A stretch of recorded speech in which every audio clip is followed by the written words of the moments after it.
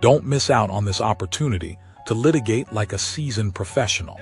Join the Supreme Elite Team University. Thomas in the lobby, folder thicker than a skyline. Credit acceptance on a resume, war stories in the fine lines. Don't miss.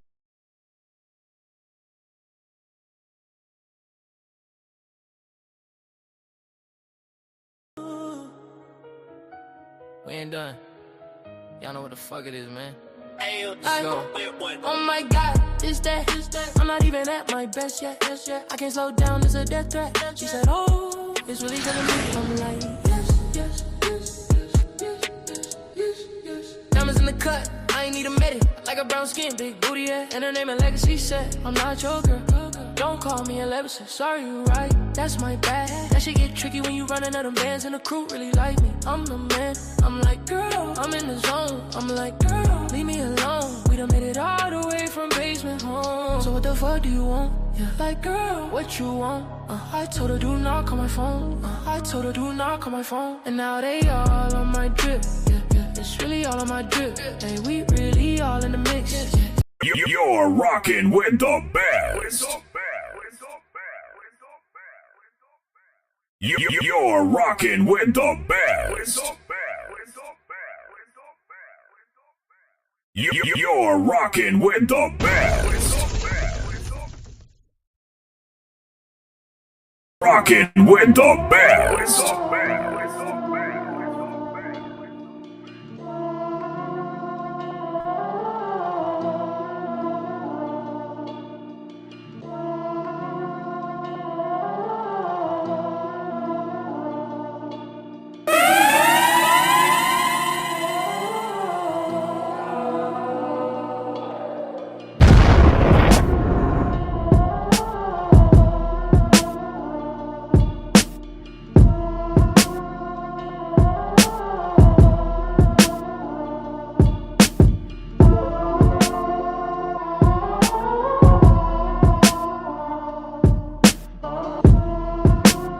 You're rocking with the best.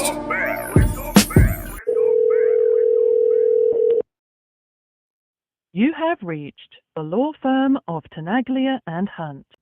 Westlake. Oh, thank you for calling in to Tenaglia PA. This entire call will be recorded and monitored. This is Michael Ross, and how may I help you? Yeah, how you doing, Mr. Caldwell? This is Lamont Thomas. We have an upcoming case at the Prince William County General District Court involving Westlake.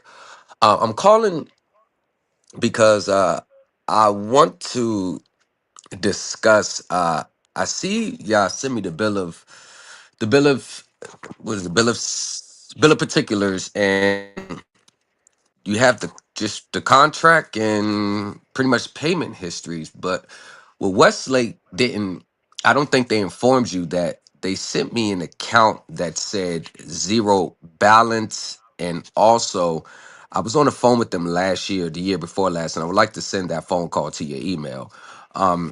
They said that the 91st day that the insurance was going to pay off the account and Yeah, Westlake would cease to be the lien holder. sir, Yeah. I'm not Mr. Carver, I wish. Shit. I mean, My name sorry. is Michael, though. Damn it. I wish I was. My name is Michael, though. Can Uh, I have your file number, and I'll get you right over to all the right. department there. I Yeah. appreciate I you, didn't mean though. to knock your head off, by the way. Oh, man, you're great, bro. I Uh, don't mind it at all. I uh, was like, man, this gotta be good. I'm gonna go back to school, maybe. sir. Welcome to tonight's live stream live on YouTube, hosted by your teacher's teacher, the Blueprint, your guru's guru, the Grim Reaper to the sovereign citizens, the dog with the litigation, the New Culture Empire. Tonight we have case reviews, Thomas's win against Westlake, and a new filing in the Florida foreclosure case. Don't forget to like, share, and subscribe to the channel for more content, and join the Patreon for exclusive content and podcasts at the New Culture Empire. You're rocking with the best.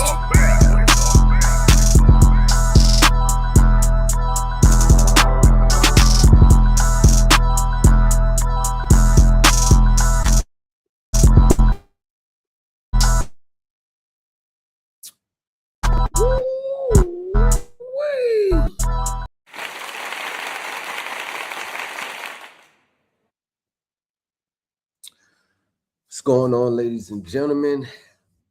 This is the New Culture Empire, and we are back in the building. You're rocking with the best. Shout out to the family too. The untouchable empire, baby. Tonight, I have on good accord. Just on the phone with them earlier today, about a few hours ago. I was on the phone with him a few hours ago. Where is he at? Where is he at? Where is he at? Right here. It's the GNMA worker, government worker, right here. Brother, yes. I was on the phone with him earlier today. And we were going over the parameters because he is a senior. See, I thought he's higher than what I thought. He's a senior investor relations analyst. So he does presentations, across the United States, trains other GNMA investor relations, the mortgage investor relations. So he has agreed to be the special guest at the July 14th mortgage presentation class. He is the special guest. So I'm going to be taking the back seat and I'm bringing him in to give you the professional feel. Now, if you are part of the Supreme Elite Team University, a part of my group, you already have the prerequisite understanding what's going on. This is a highly up there professional, but he's agreed to come and speak, which it will be taking place July 14th. If you want to be on the email list to email you in advance of the event, the itineraries, the things you need to do to join, send me an email, thomaslegacy603@gmail.com. Why? So I can have you logged in on the emails list. Also, Patreon, the link is in the chat. Join the Patreon, because the Patreon is where you're going to find videos and things like that you won't see anywhere else on social media. Now, just want to acknowledge, thank you, shout out to y'all. Now, we have on tap today, I want to go over two things. First thing is the case involving Westlake this year. We already know about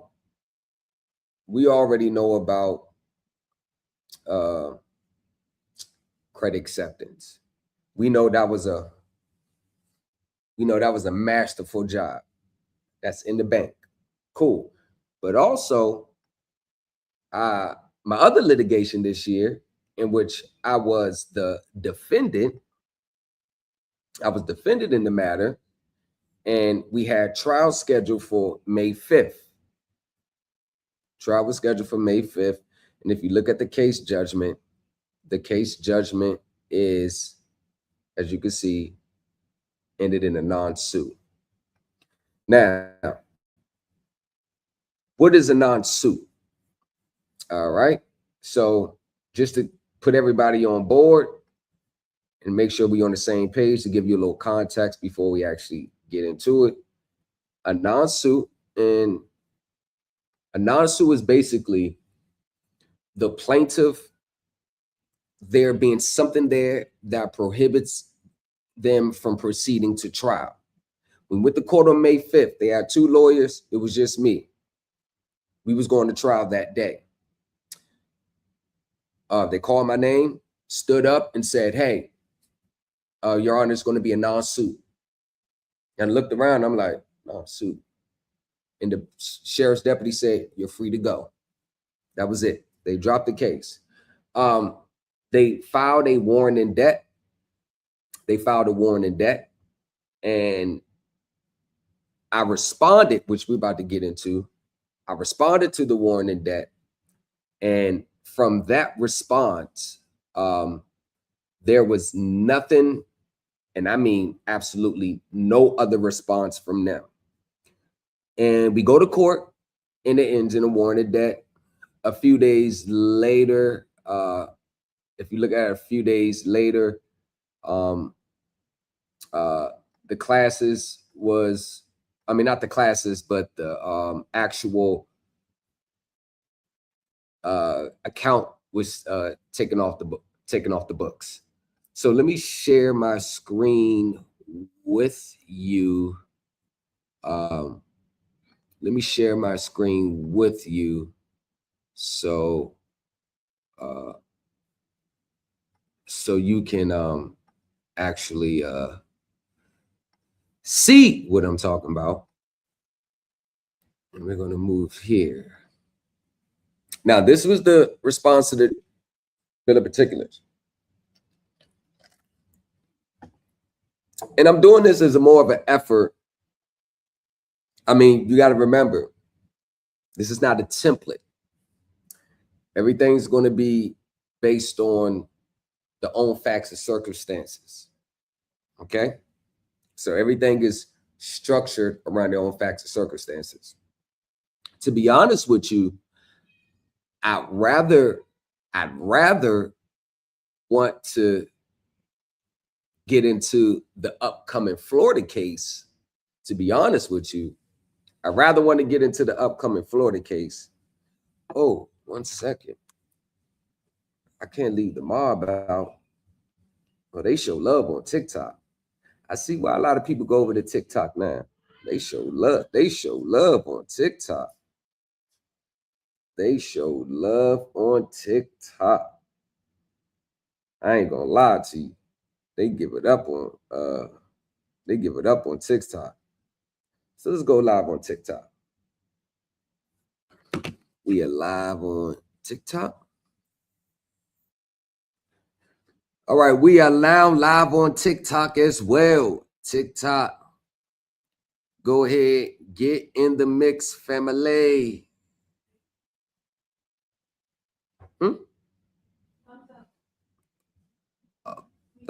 Yeah. All right.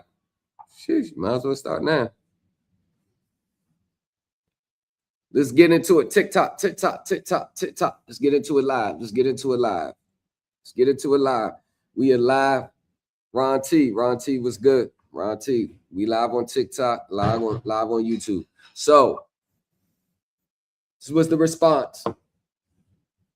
Defendant denies the allegations in the bill of particulars and demands strict proof thereof.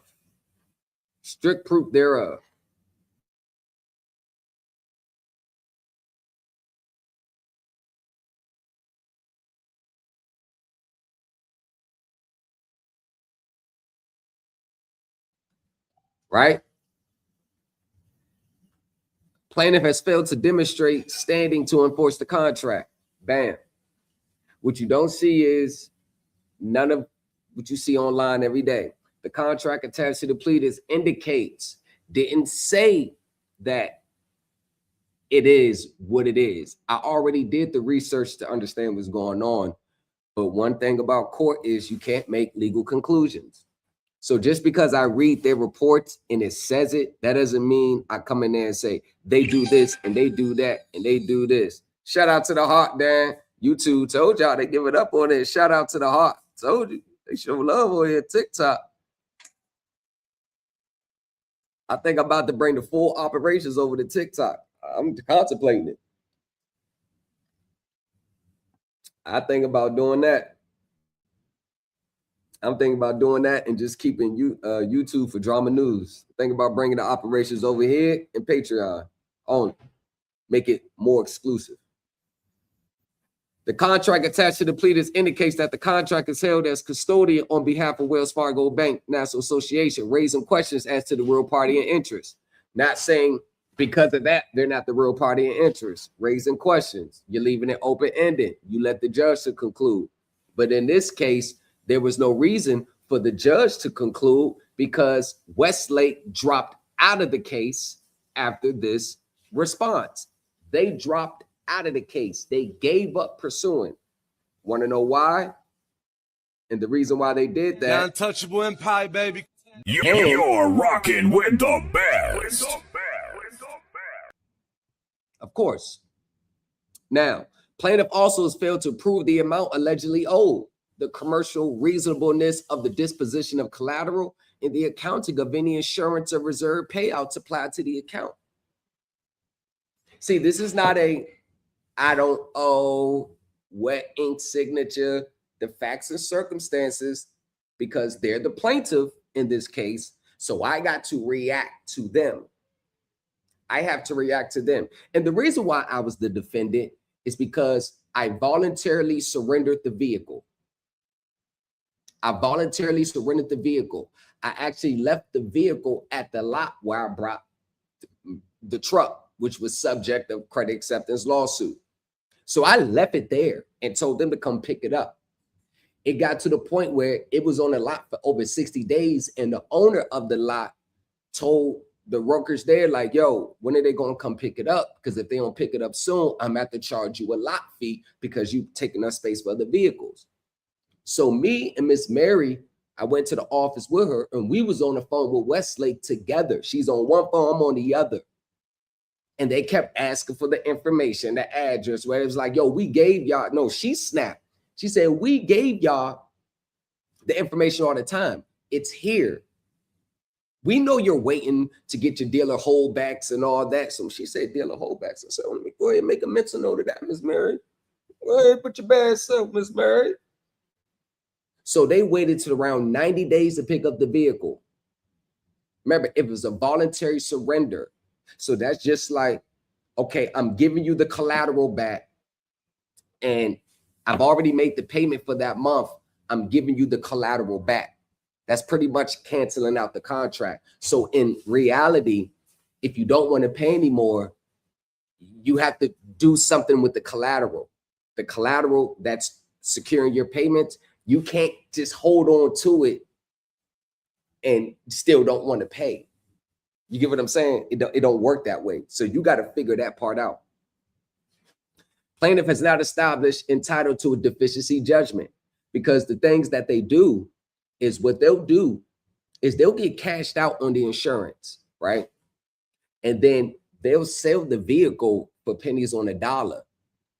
But the difference between the remaining balance and what they sell the vehicle for, that's where they take you to court and sue you under. See, 30,000 people suffered that fate. And before my case was called, Westlake was involved in like 5 other cases. You had Select Portfolio. You had all these, the same old finance companies worldwide.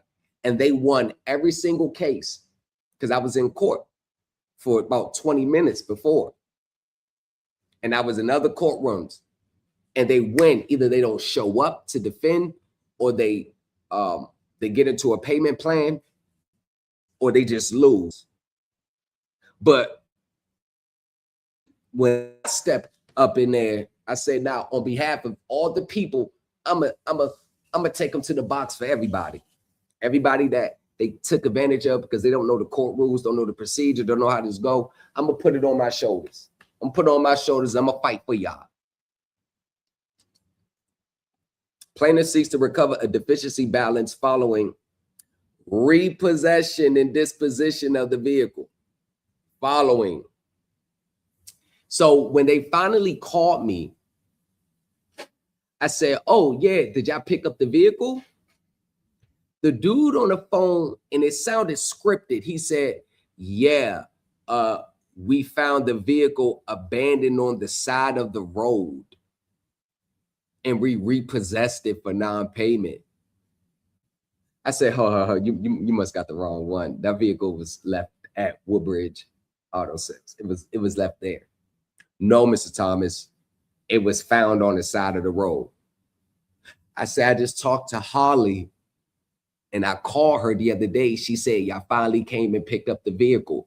2 gentlemen walked in there, and Miss Holly gave them the keys, because when I went into there, and first thing I asked Miss Holly, I said, yo, did they come pick it up? She said, yes. I said, sir, either I'm not trying to say you're lying, but I left the vehicle there in February. There's no way it should be on the side of the road. So it sounded scripted, like, no, that's what happened. I said, sir, that's what happened, Mr. Tom. I said, Okay, tell you what. I got bigger fish to fry right now. So if y'all just leave it alone, yeah, I'll leave it alone. But if you try to take me to court, you're not going to win. You're not going to win. So now right over the phone, you're not going to beat me. You're not going to beat me. It's hard to beat me. It's extremely difficult to beat me.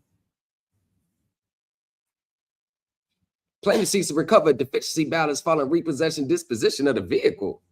Under Virginia law, a secured creditor seeking deficiency judgment bears the burden of proving that the repossession and disposition of the collateral complied with the requirements of Article 9 of the Uniform Commercial Code as applied to Virginia law, not the general UCC like they like to cite.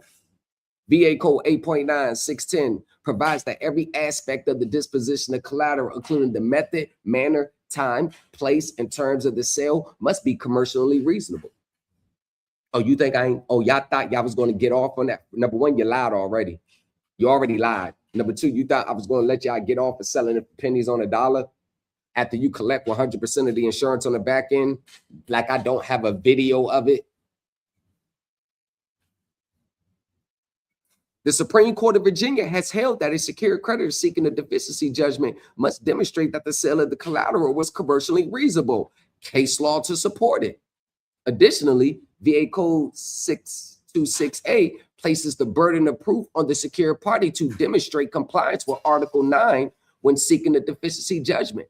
Plaintiff has not produced evidence demonstrating the manner in which the vehicle was sold, the market value of the vehicle at the time of sale, that the sale price reflected the fair market value of the collateral, that the sale was conducted in a commercially reasonable manner. Without proof of compliance with the statutory requirements governing the disposition of collateral, plaintiff cannot recover a deficiency judgment. You're rocking with the best. I told you, the new culture empire is on a totally different level in this than this pro se space. We're on a totally different level. We are on it. And the more we continue to associate ourselves with professionals, just like we got the guest speaker coming in, the senior analyst to the investor relations that works for GNMA, senior supervisor who does presentations. So the presentations he'll do for the other professionals, that's what he's bringing to my group. Come on, man.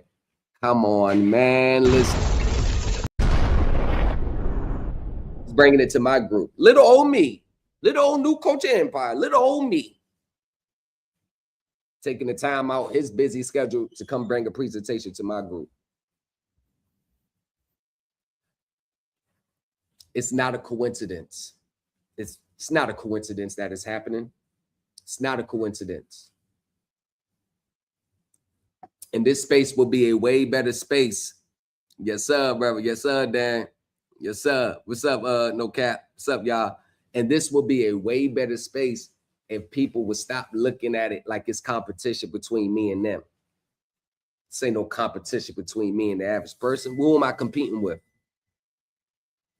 Who am I supposed to be competing with? I compete with professionals. I try to beat multi-billion-dollar corporations. Like I beat Westlake and Credit Acceptance this year. That's who I compete against. I compete against the top litigators at a law firm. I test myself against them. I don't test myself against many people in these spaces because, to be honest with you, no disrespect, when I say this as humbly as possible, it's not even a fair competition. It's not fair because I know more things than they don't even know exist. Plaintiff has failed to establish the fair market value of the vehicle. You don't even see pro se litigants even making these type of, they're not even thinking that far. It's all emotional violence. They did me so dirty. They did me so wrong. I told you I could be the plaintiff and I could be the defendant. It don't matter. Same results. And they lucky that they already disposed of the vehicle because I was going to do a counterclaim and go after that title. I was going to do the counterclaim and go after that title. I was going to do the counterclaim and go after that title. In the deficiency actions, the creditor must demonstrate that the price obtained from the disposition of the collateral reasonably reflected the vehicle's fair market value. Where a creditor fails to prove that the collateral was sold for fair value, the alleged deficiency cannot be established. Virginia courts have recognized that damages must be proven with reasonable certainty and cannot be based upon speculation or unsupported calculations. See how I broke that?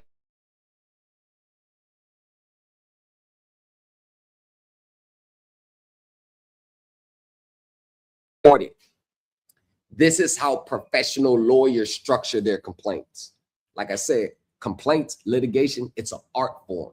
You can't just be all over the place, and it has to read like a structured complaint. Even though you're pro se and you get a little leeway in how you structure your complaints, what the courts are not going to tell you is, and the other side is, if you structure your complaint in a professional manner, you're going to be given more credibility in your claims. Because sadly enough, nowadays, I'm not saying it's fair, but pro se is analogous to sovereign citizen. When they see a pro se litigant, they normally think sovereign citizen claims, because 85% of pro se claims is going to have a hint of sovereign citizen in their complaints. Whether they weren't thinking they're not, or even refuse or reject the ideology, it still hints in that direction. Plaintiff has not provided competent evidence establishing the fair market value of the vehicle at the time of sale, or demonstrating that the alleged deficiency reflects the actual loss sustained. You see, I'm the defendant. They're the plaintiff. The plaintiff bears the burden. Pro se litigants, especially the defendants, y'all be letting them off the hook because you start jumping to one of the raised arguments you want to raise instead of making sure they satisfy the initial burden based on the elements of their claims and what the statute requires. So y'all actually be letting them off the hook. Y'all be letting them off the hook. If you the defendant, play the defendant. Don't be the defendant and want to play plaintiff. Be the defendant. You don't have to see this right here. I don't have to prove nothing. The burden is on them to prove it. All I'm doing is just pointing out that, hey, the burden should not shift to me unless the initial burden has been met by them. Once again, this is something that professional lawyers would say. Plaintiff has not established entitlement to a deficiency judgment. Once again, under Virginia law, a secured creditor seeking a deficiency judgment bears the burden of proving that the repossession and disposition of collateral complied with the requirements of VA Code 8.9610, which provides that the method, manner, time, and terms of the sale must be commercially reasonable. Additionally, Section 626 places the burden on the secured party to establish compliance with the requirements of Article 9. If the secured party fails to establish that the disposition of the collateral was conducted in a commercially reasonable manner, the secured party's ability to recover a deficiency may be limited or eliminated.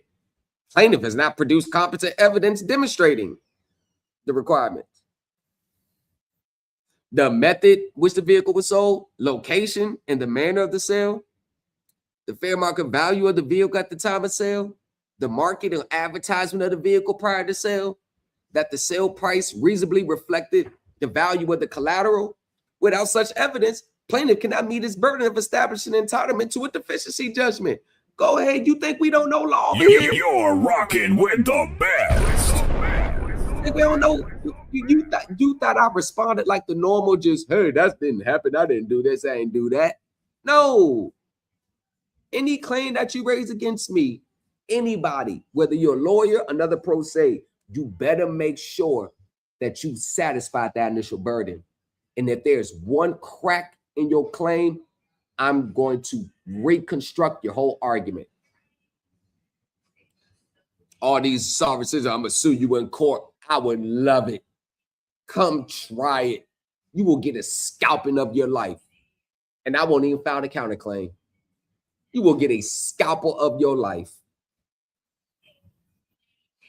Plaintiff has failed to provide a proper accounting of the alleged deficiency.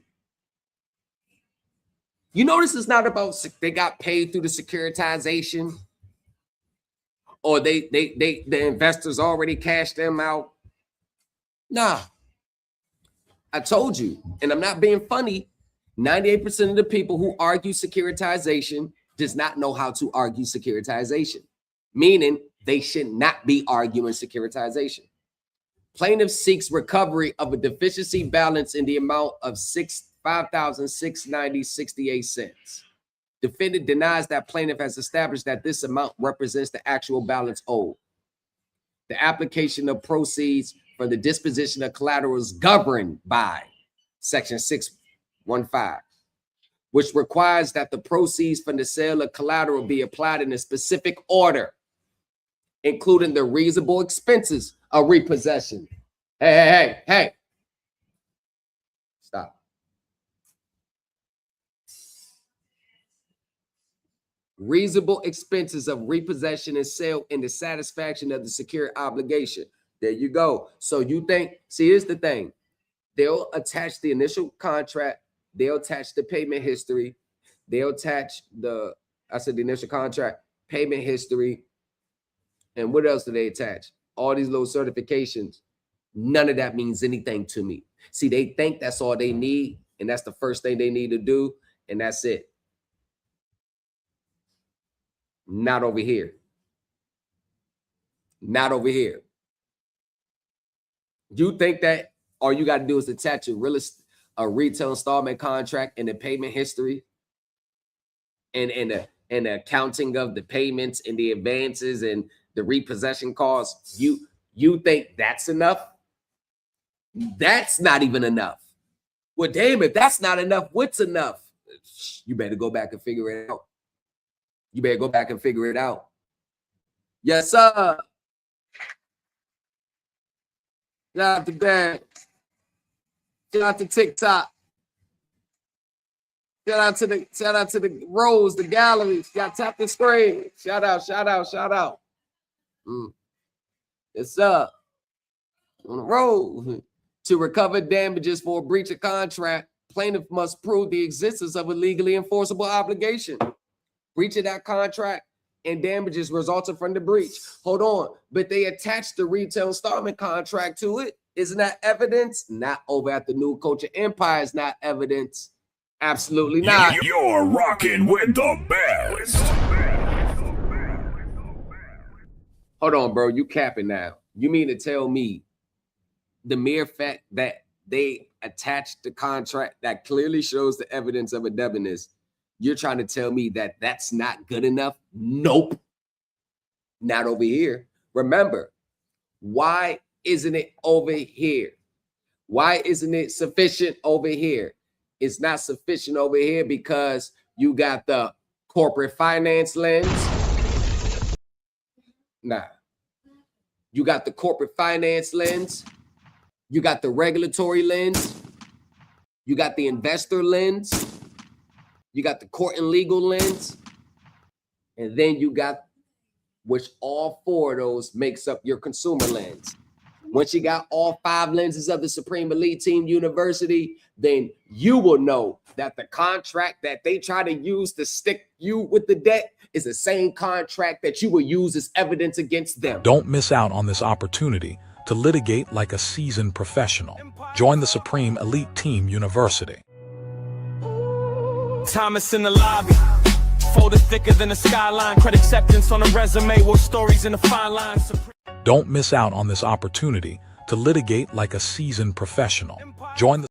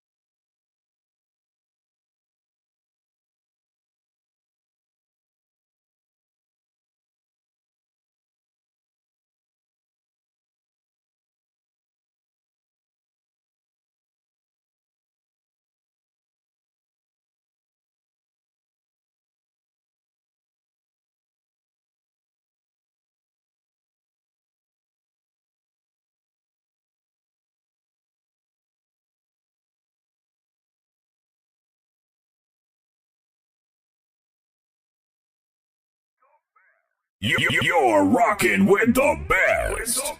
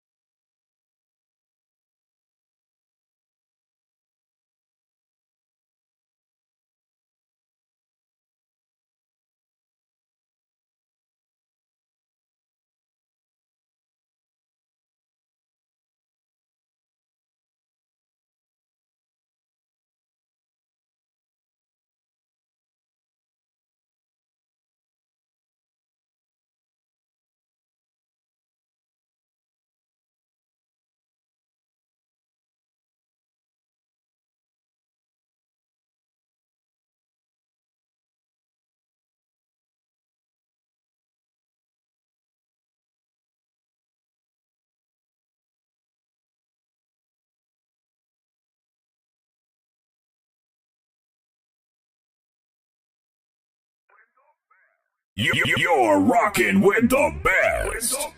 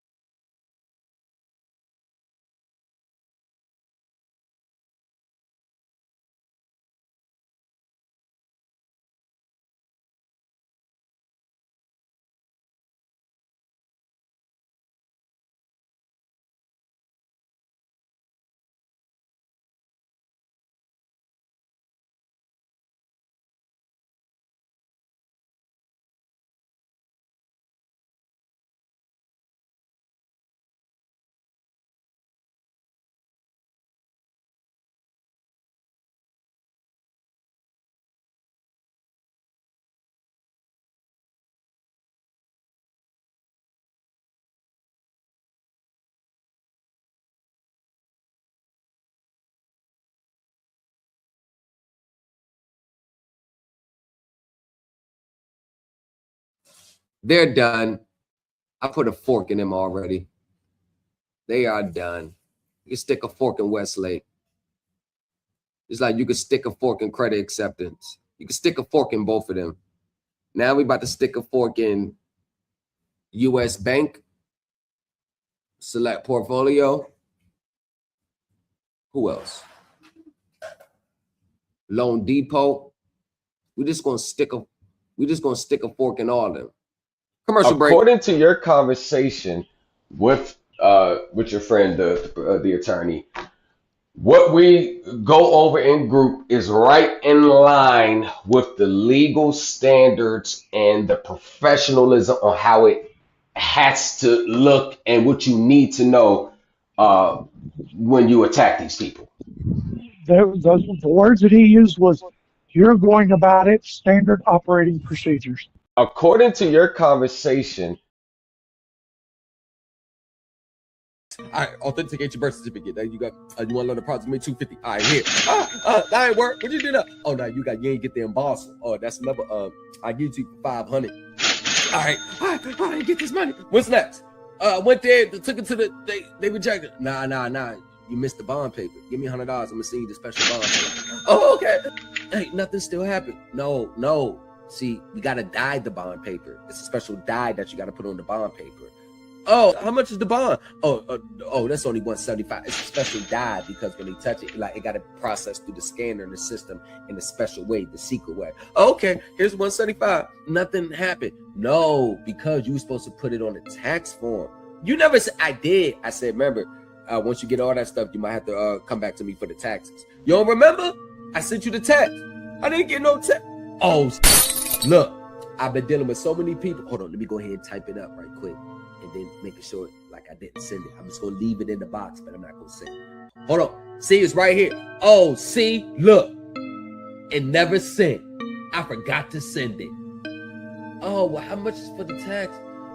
$600. I'll do the tax for you. All right. Boom. Get it? Bang. IRS response. Courts have considered claims like yours to be frivolous. Look, we don't have to go far. Look. Everybody that's trying to monetize their birth certificate bond, first you're going to need your CUSIP number. So let's look at the CUSIP number and find out how much the bond is worth. What is that? Birth certificate bond. What is she doing? Going on the ancient old fidelity crap. What year is this? What do you know? 2023. It's about, it looks like Fidelity has found out people are aware of their birth certificates are worth money and block it. They don't understand how securities work. In order for security to have value, it has to be backed by a financial asset that is producing cash flow. As of the October 25th, 2015 statement, the plaintiff is allegedly to pay out $108.32 in interest and fees. The defendant creates money out of thin air and burdens the plaintiff through a debt slave. What did I tell you? The vapor money theory. Yes. The vapor money theory. Oh, you ain't loan me nothing. You create out of thin air. You ain't really gave me nothing. I don't gotta pay it back now. Well, when did you find this out?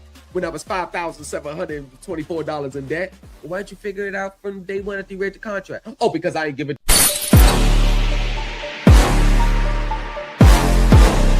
Before I filed my lawsuit, when I found out all the violations with them, you notice that it wasn't until I was ready to file the lawsuit that I even said, forget that I'm not paying you. I even offered them $10,000 for the vehicle based on the violations. Like if they would have agreed to that amount, there would have never been a lawsuit. Hey, here's some violations on you. Look, I know I'm able to prove this in court. So let me just give you $10,000 for the vehicle. Now, many people will be like, nah, don't give them nothing. But me, I believe in equity. I believe in equity going both ways. I believe in getting equity and I believe in giving equity. I try to do the right thing when I can do it all the time. I always first, the corporate finance, you be in compliance the whole way. You do the right thing on your end because when it gets in court, they can never say, well, you never paid back. You're delinquent. I can at least bring my arguments and say,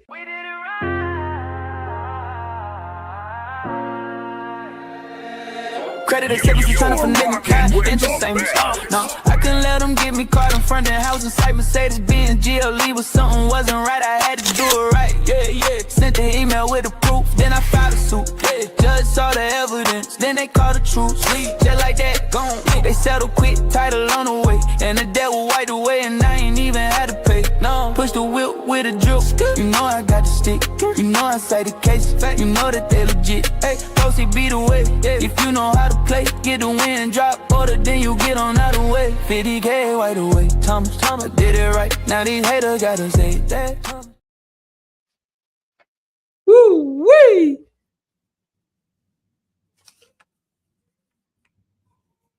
Hang this. I'm gonna hang this right here.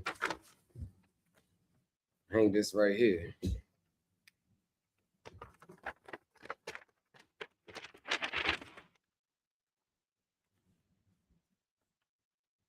Oh, but it's a certificate of title. You ain't get the allodial title. Oh, you just got the certificate. You ain't get the allodial. You ain't get the allodial title. You just got certificate.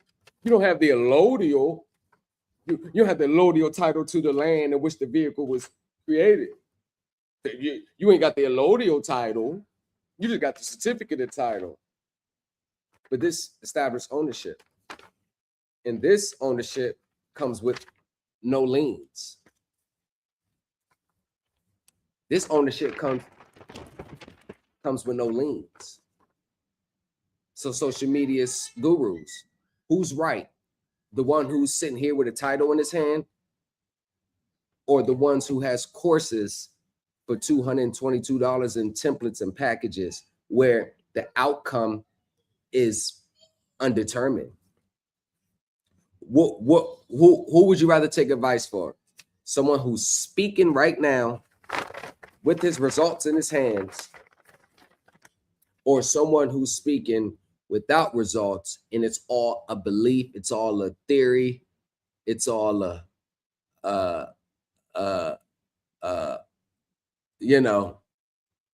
what is it? Whatever it is, let me get something for the strippers, get it. Who would you rather believe?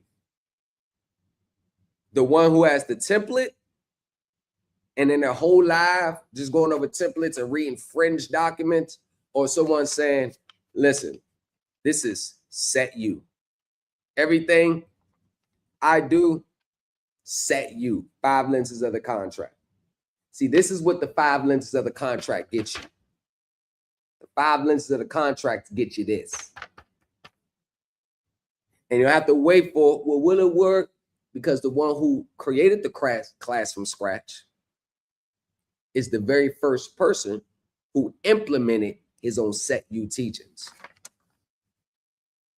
So, I'm just to be just logical, just on the face, logical. What would you? I know what I would do.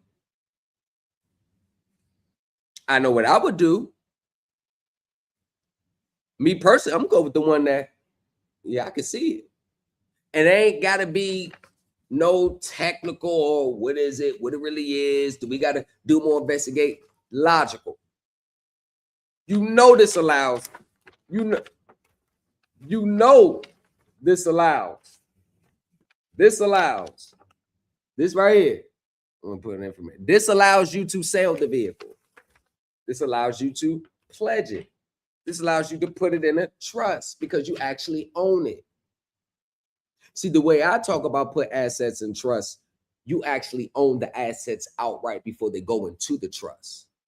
I'm not talking about creating a trust now that you in default, facing foreclosure, and then want to put your mortgage inside the trust.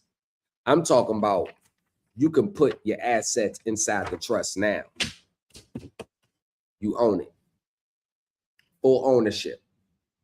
Well, it's a certificate of title, not the actual title. We could play the semantics all day, but at least I can sell this if I wanted to. I can pledge this if I wanted to. This document is good enough for me to pledge, because when, let's say I wanted to pledge it, the finance companies, they're not going to ask me for the allodial title. They're not going to ask me for the MCO. You know what they're going to ask me for? A valid certificate of title, proven ownership. That's what the normal finance companies. So if you try to argue something, you're arguing something that the finance companies are not even going to ask you for. But that's actually done in a way to discredit or to make them feel more special about what they're doing. So the goalpost has to move. You show a title, now it's where's the allodial title? Now where's the MCO? But when you actually have a title in your hand and everybody in the world knows that title means ownership, now it gets moved further. Well, you don't really own nothing. The state owns it and you're a ward of the state. Then why do you want to do the process that you doing to own yours? Give up on the process, then you're not going to own it anymore.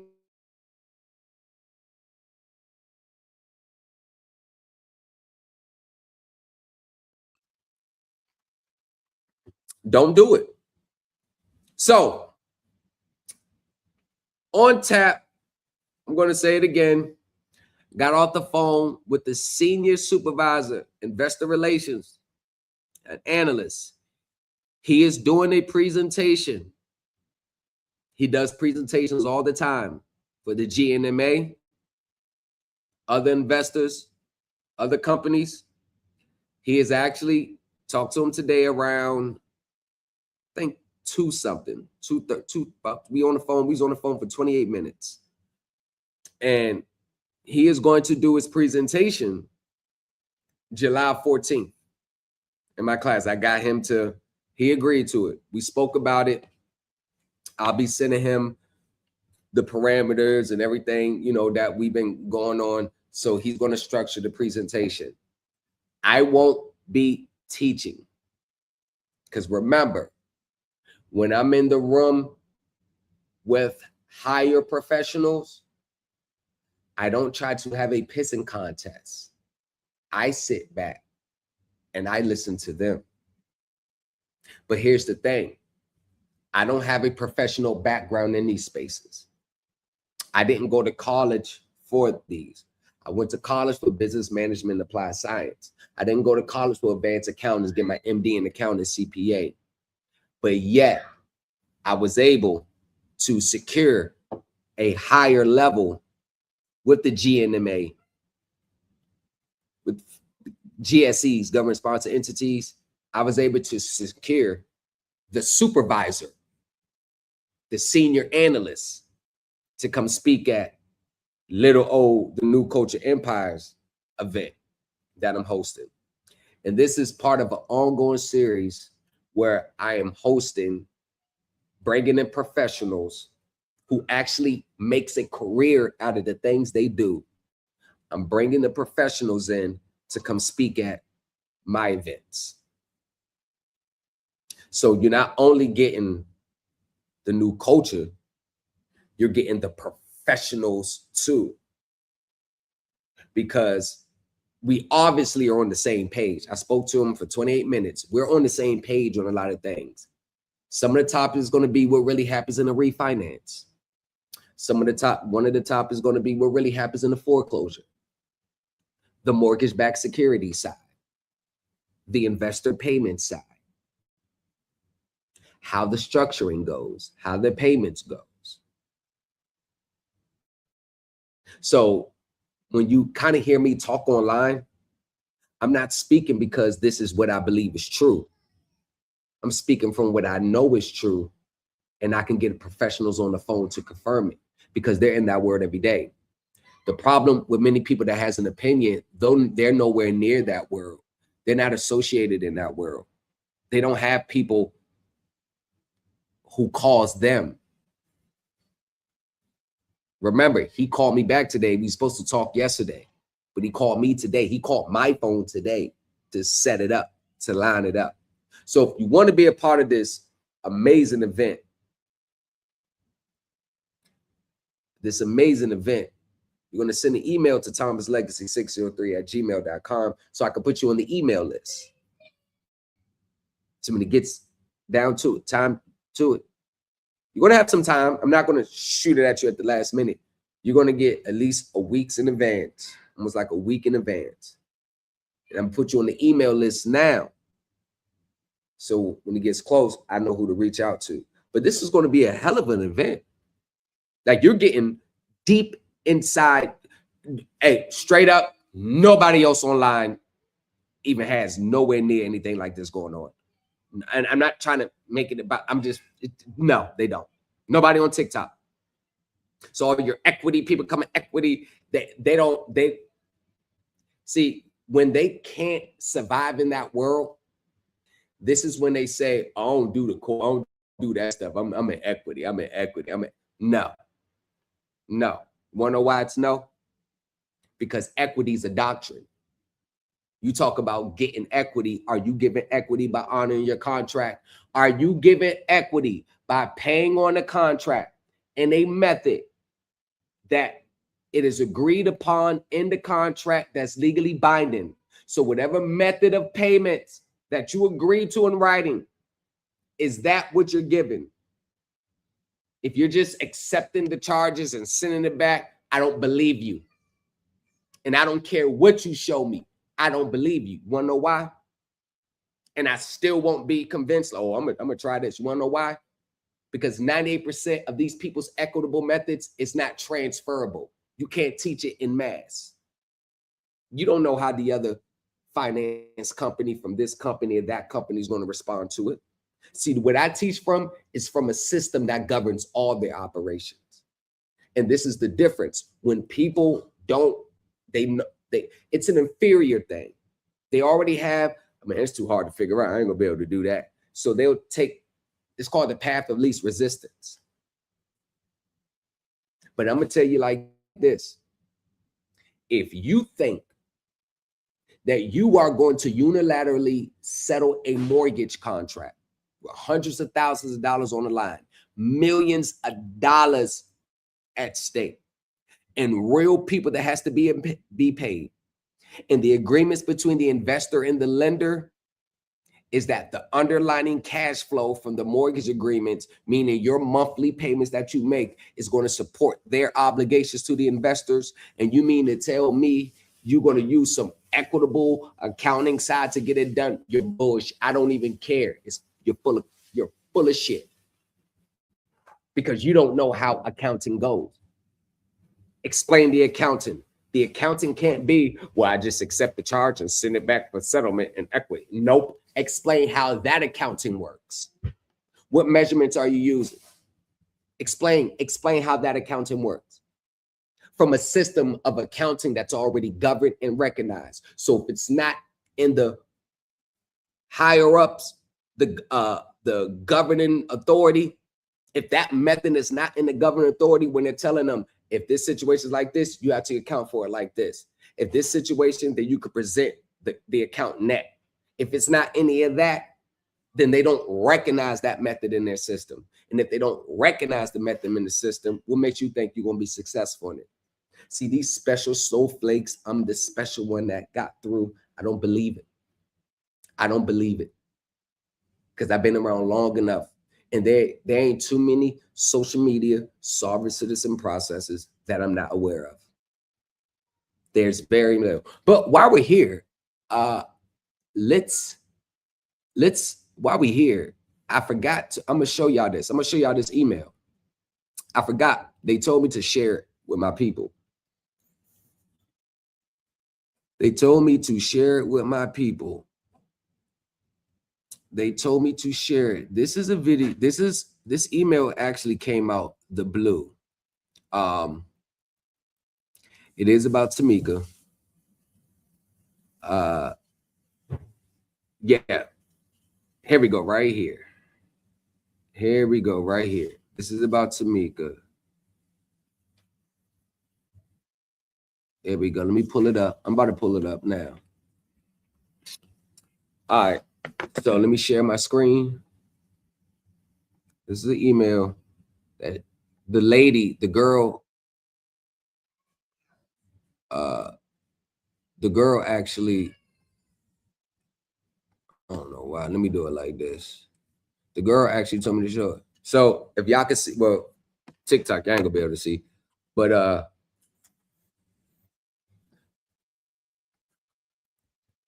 YouTube, as you can see, she told me to share this. So it says, Thomas, this criminal has been stalking me for 3 years. I've dedicated my ex Twitter page to taking her down. I have copied the FBI Houston, Department of Justice, Department of Homeland Security, DEA, IRS, CPS, EBT, SNAP, Section 8, U.S. Marshals, NSA, Secret Service, SEC, as well as the media. Please forward to all her victims, including Core B. She and I used to communicate. My name is Alex. She knows me, right? And this is the email. This is the email. This woman here is an agent for cartels, corrupt federal workers, prison gangs, illegal aliens, cartels, working with hotels like Sonesta, San Ramon, trafficking, dirty cops and lawyers who take money under the table for pay to play, DMV, DOT, Carl Trans, SNAP, EBT, MTA, CPS, IRS. In the spirit of humanity, y'all can see this was sent to me in the email out the blue. May remember? I'm saying she's the lady, the girl, yeah, sent to me out the blue. I was like, what the hell going on here? This ain't the first. I can just type in their name, skip the balls. Their clients, they send me their stuff. How you think I be knowing a little bit? They send me their stuff. In a spirit of humility, in the light of the Paschal season, I opted to delete many of my most incriminating posts. Why? Well, by posting, unposting, I'm able to gauge who is responsible for what. And this was in replying to Oreo Cookie.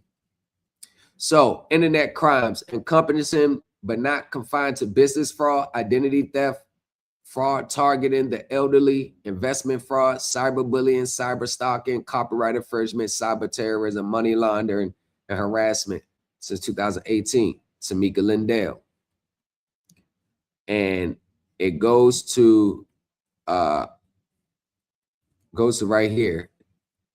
It says, please let Cora know that I lost my access to emails. She and I used to communicate. Tamika is a monster. Please try to generate as much traffic as you can to get the federal eyes on this criminal. And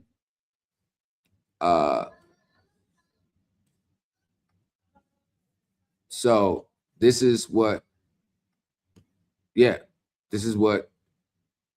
was right here. So when you go to change.org, let me go to change.org. So when you go to change.org, actually, I found this to be very interesting. When you go to change.org, let's go to change.org. Change.org, I believe. Where is it at? There we go. So when you go to change.org and you go to the search and put paths to freedom, and you click on that, 432 verified signatures, 143 shares, 29 comments. The issue: we, the undersigned, call upon law enforcement agencies and regulatory bodies to investigate Tamika Lindell Thorpe, also known as BGC, Breaking Generational Curses, and now known as Path to Freedoms, for her involvement in multiple internet crimes under the guise of her business entity, Henry Rawson Consulting. The displeasing social media, Tamika Lindell Thorpe stand accused of multitude of internet crimes, encompassing but not confined to business fraud, identity theft, fraud targeting the elderly, investment fraud, cyberbullying, cyber stalking, copyright infringement, cyber terrorism, money laundering, and harassment. Sheesh, girl. Since 2018, Tamika Lindell Thorpe has systemically exploited numerous individuals in dire need of financial assistance. Right? Well, there you go. You go. Stop right there. Stop the press right there. You know what? You know what that means? Desperate mindset. When you're desperate, you will pay for things that you wouldn't otherwise pay for if you wasn't in a desperate situation. Yeah. Can you imagine how many people who pay for things if they just would have took that and threw it on their obligation? You know, you end up paying the gurus more than what your obligation really is in many cases. You know that, right? Spam all scanned by Tamika Lindell Thorpe. When certain actions or discrepancies are expressed, students, clients, victims are then blocked. That is the hallmark of a social media scammer. Block you when you disagree with them. Block you when you have discrepancies. Block you when you're not just shutting up and following like a sheep being led to the slaughterhouse, and their money is not refunded, exacerbated the damage they have suffered. We urge authorities to thoroughly investigate Tamika Lindell Thorpe's activities and hold them accountable for their actions. Victims deserve justice, and it is imperative to prevent further harm to unsuspected individuals. Please sign this experience. Please sign this petition if you have experienced any of the following. Your bank has or is taking legal action against you regarding unpaid debt. Bank has or is taking legal action to unpaid. They say no sound. Damn. They say no sound. Y'all can't hear me? Look like y'all can hear me. Hold on. Hey, YouTube, y'all can hear me? Y'all can't hear me? You mean I've been talking this whole... See, I'm getting the fuck out of here. Ain't that a bitch? Your vehicle has been repossessed. Vehicle repossessed? It wouldn't be repossessed. You understood the file? If you get set you, it ain't gonna be repossessed on the set you. Can you imagine if Tamika was taking selling an auto class, and she had the results I had? She'd make about $10,000, $15,000, $20,000 off that class. Your credit card and or account has been closed. Atypical, what happens when you try these coupon methods. You suffer harmful and legal consequences from using black plate. You experience foreclosure eviction. You pay for services such as a consulting and purchase an ebook replay from Tamika Lindell Thorpe and have not received such services. These unfortunate and injurious experiences must be a direct result of the following the exact instructions or teachings of Tamika. Sign this position. And they have media inquiries.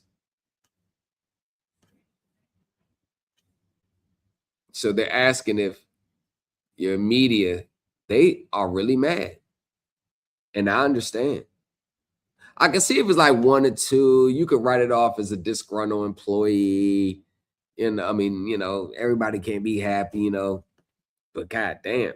Tamika Lindell Thorpe, Passive Freedoms, YouTube and Instagram scammed over 600 of us who signed up for a fourth quarter takeover class.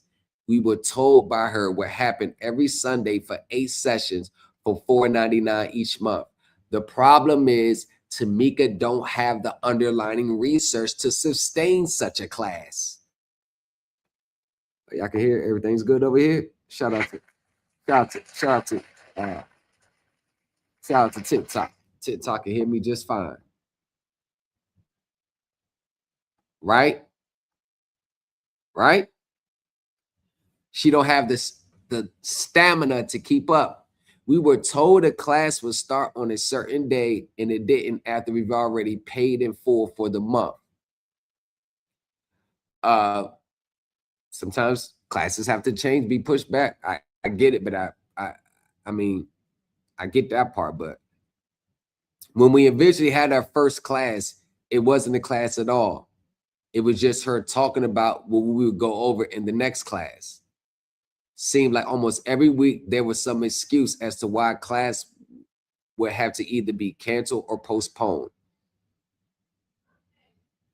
Well, we know she's not busy in litigation and other things in real life and investment in properties. You know she's not busy like that. Or has to prepare and want to get more research because you care about the information you're putting out. Now, we were told that we would go over specific information in the following week, or that the classes missed will be combined to make up for the missed classes. And when classes finally happened, we would only get a portion of what was promised. And often she would just not go over what she said she would and focus on other topics, never revisiting what was promised. We were told by Tamika there would be replays of our classes that we have access to on YouTube after class, and every week we would wait for the replays. And out of what was supposed to be 8 classes, there were only about 3 that were posted. She took a couple of those down, and for weeks she kept saying she would release them to a Google Drive for us to sign up to gain access, but she never ever did provide an avenue for us to even sign up. They were taken down because people came and called her out on the class. So whenever she gets called out, she removes the vehicle or turns off the comments. Just like that video, that class, that auto class I reviewed of her, the auto class, that I reviewed of her, the comments were turned off. Biggest red flag. $600, $499 a month. Man, I'm telling you, that was some money right there. That was some money right there. That was a good piece of change right there. She took a couple of that good for the sign up. Then after several weeks, Tamika said the uploads from class would be uploaded to a Dropbox that we all signed up for. But weeks went by and we were still never given access to our replays from class or the supporting documents she kept promising us. She promises every week we will receive. But here's the thing. At what point did you realize, like at some point, you got to realize you're being taken to the bank? Like at some point, she just kept stringing y'all along because she didn't have what she promised. She's going to promise you everything up front to get the money about you, but she don't have a backup plan on how to produce or what she's teaching. Right? Now, people would constantly ask when we're getting access to everything she promised in an Instagram post, and she blocked them or ignored them, and other times just make promises about how she released them but never did. People are still asking. Class members also asked in the YouTube comments until she just finally turned off the comments entirely. You're rocking with the best. Of course, that's the go-to. Comments are turned off. Of course they are. Tamika would get upset during classes and berate and spew nasty insults at the students in our class as a whole for asking certain questions or for not answering her YouTube polls as she expected. Anytime a guru gets mad at you for asking questions, that is a red flag. Just kind of like, what's the other one's name? They got a car repossessed by Chase. Kenyatta Stone, like her. Then a couple of our classes on our Zoom sessions, she ended abruptly without any warning after becoming irate and obnoxious and yelling at us, all because a few people asking questions. You want to know why? Because she was asking questions that she didn't have the answer for. All because a few people asked some questions unrelated to the specific class material for that day, and another day due to people communicating amongst each other in the chat. We were all left shocked and utterly confused and couldn't believe her actions or behavior. Overall, I and no one I'm aware of from the class received what we were told we would receive for our $4.99 times 2 membership for what was supposed to be 8 classes for a week. The first actual class was held on December 15, 2024, and the last class was held on February 30th. Several classes were missed, and we did not get our money's worth for what was promised. So this was definitely a scam. Right after that scam, she is now planning an upcoming tax class where she would charge another $4.99. Although some of the information she's taught that she claims as hers when it wasn't, has helped some people. The information that helped some people wasn't hers. See, it's never going to be, I'm teaching the class from scratch because I built the program from scratch, you know, like blueprint style. They studying the source now. Supreme Elite. New Empire talk. Came on reading numbers. You know, shit like that. Often there were many holes in her information mixed with misinformation and even lies. Well, didn't we just review that with Tori? Misinformation and straight up lies. But no, the new culture, his tone, he's arrogant. I don't like that he keeps showing receipts. I would take his class if he wouldn't show so much receipts. Who he think he is? They're talking about he got a professional senior supervisor analyst with the investor relations for the GNMA, the Fannie Mae, Guinea Mae. Think he's special because he's pulling up to his class. He probably not even real. He probably lying. He probably not even real. That could be anybody in the phone he called. Ain't nobody come out and actually heard Thomas speak to him on the phone. He lying. He don't got no access to those people. He down here just like us. Uh-huh.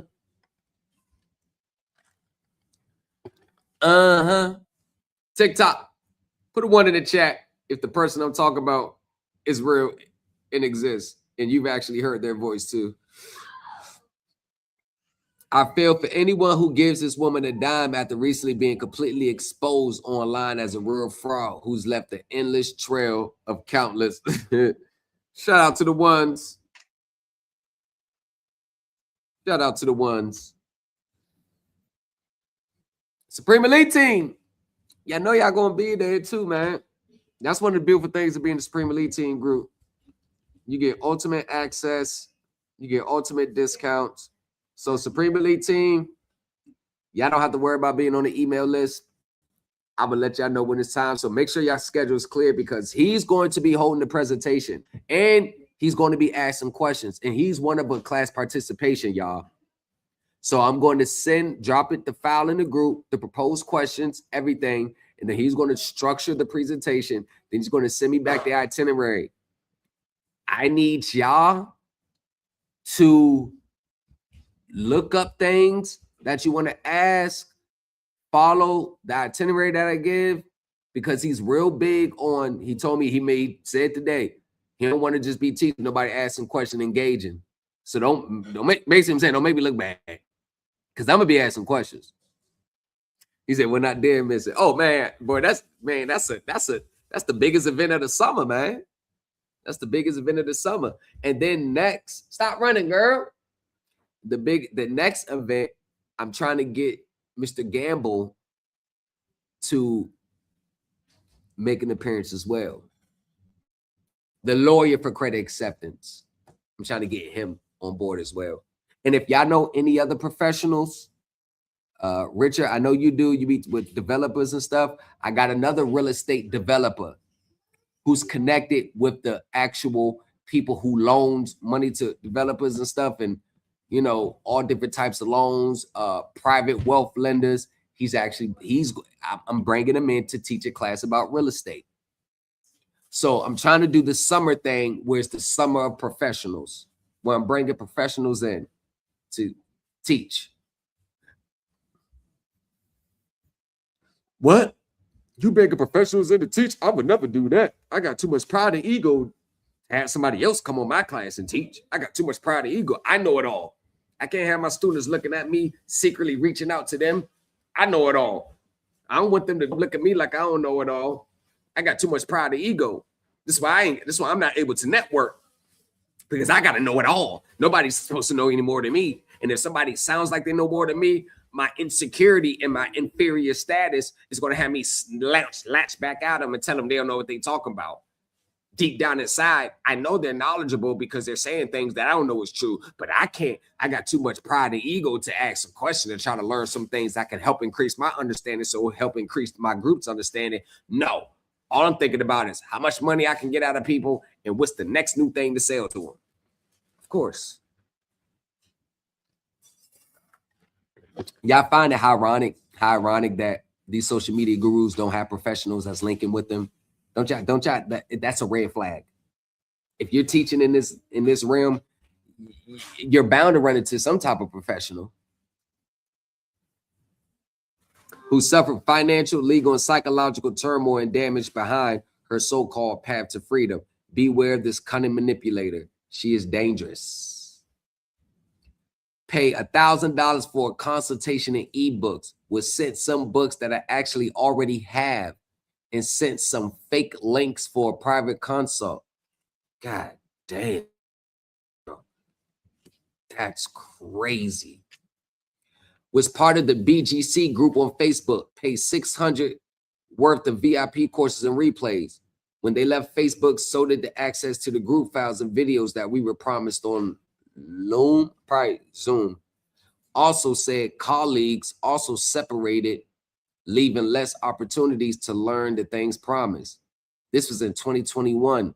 In 2022, found them on IG under Paths.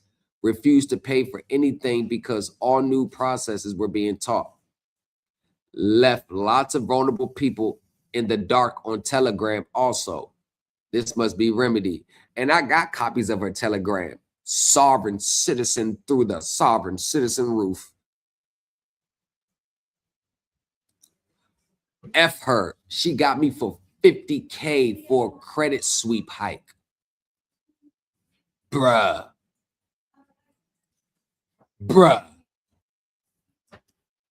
Man, if you let somebody get you for that amount, man, come on now. And you just let it go, all you got to do is say, F her, she got me $50K. Man, I don't know where y'all from. Where I'm from, you get somebody for a stack that may be on your head. $50K, that's a death wish where I'm from. You get somebody for $50K where I'm from, shoot, anywhere across America. I don't care where you at. You get somebody for $50K, man, somebody coming to try to take your life. You tripping. $50K, oh my gosh. Myself and a few family members started following her SES process a few years ago. A group is good for people that think they know everything, but you'll see how much you don't. He may need a little insensitive, you think? You already talked to him about that. So I'm getting an email list. I'm getting an email list together now. Yeah, I already talked to him about that. Yes. Oh, there's going to be a fee to join the thing. Let me guess. Social media and TikTok. I ain't paying to hear professionals speak. Well, what other opportunity will you have to be with a senior analyst for the investor relations for GNMA? What other the opportunities? They're just there every day for you? They you could just walk down the street and you could book one. You could book a consultation with one anytime, right? Absolutely not. You know that. You know it don't work like that. Study to gain foundation and also follow her steps from paid classes. Info given was inconsistent. I know there's no one-size-fits-all process. I know a lot of her process, she did not have firsthand knowledge as she claimed. But this is the stuff that people wanted to pay. Want to know why they wanted to pay? Because it was promising free relief from their immediate situation and no understanding. I'm not going to pretend. Oh, yeah. Set you. I usually go over and edit the videos. Nah, I'm going to keep it professional. I'm going to start editing that video tonight and edit in the morning. It's just my pause moments because I don't want y'all to be. So I have the part where it's paused and then it restarts. I'm going to watch it, skim over it before I drop class 6 set U. But class 6 set U is done. Class 6 set U is done. And let me see this. Class 6 set U is done.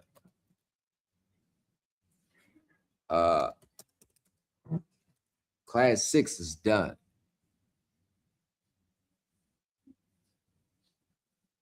Let me see. Class 6 set U is done. Don't miss out on this opportunity to litigate like a seasoned professional. Join the Supreme Elite Team University. Comments in the lobby. All right, so hold on 1 second, Pass. We get back to you in 1 second. Just so y'all know, I ain't, you know me, my name ain't Sir Cap-a-Lot. Class 6 is done.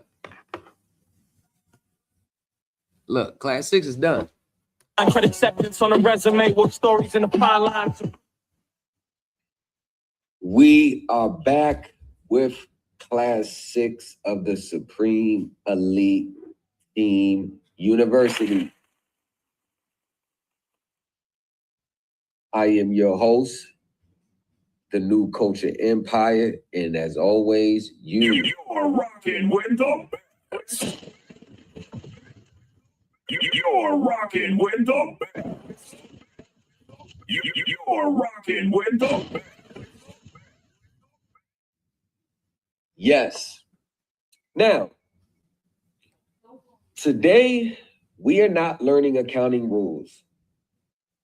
We are learning how accounting professionals do. Hey. So I ain't get to know. Hey, y'all get what I'm saying? Hey, Rich, Roger, y'all get what I'm saying? Class 6 is done. Y'all know class set U is done. Class 6 is done. I'm going to do the last sweep. I was finishing this complaint for this hearing July 10th. So I'm gonna sweep it tonight. If it ain't too much pauses and things are gonna interrupt the flow, you already know what time it is. Class 6 is uploaded on the Patreon. Get in the Patreon. You better know it. He said, you pro FBA or pro Africa, or what you think? I'm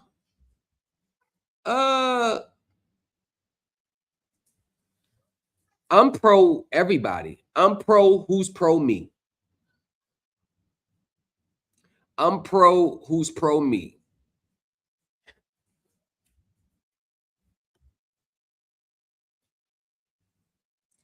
I'm pro who's pro me.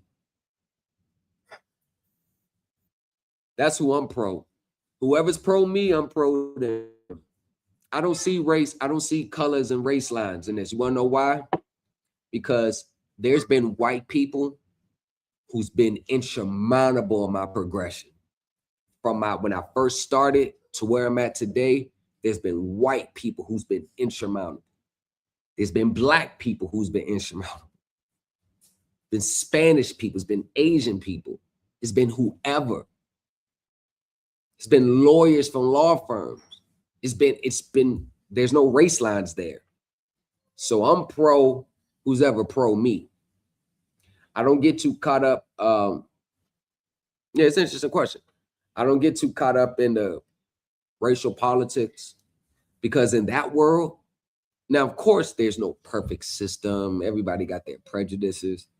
But principally in that world, the money's the only thing that matters. The understanding and the knowledge. They respect your knowledge of the system, and they respect you more if you don't come from that world, because they know how complex it is. So if you're not from that world and you're able to survive and thrive in that world, they actually look at it like, damn, that's impressive.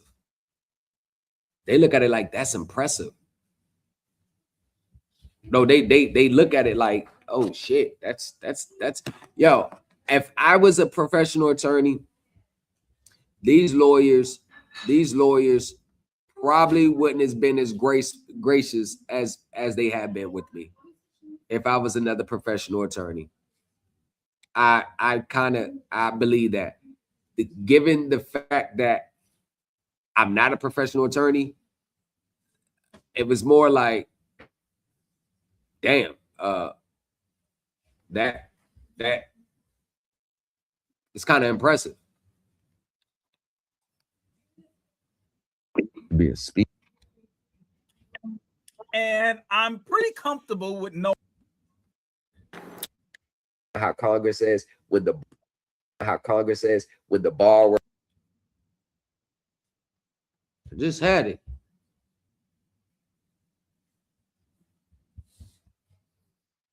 Oh, here we go. Be a speed dial away. Yeah, it's just.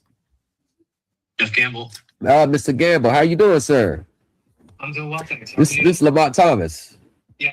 Hey, nice talking to you. I just wanted to let you know personally, I appreciate your help with the matter of resolving this with credit acceptance. I did receive the title. I appreciate the fast expedition on that, but just wanted to give you a thank you, man. I appreciate your hard work, man.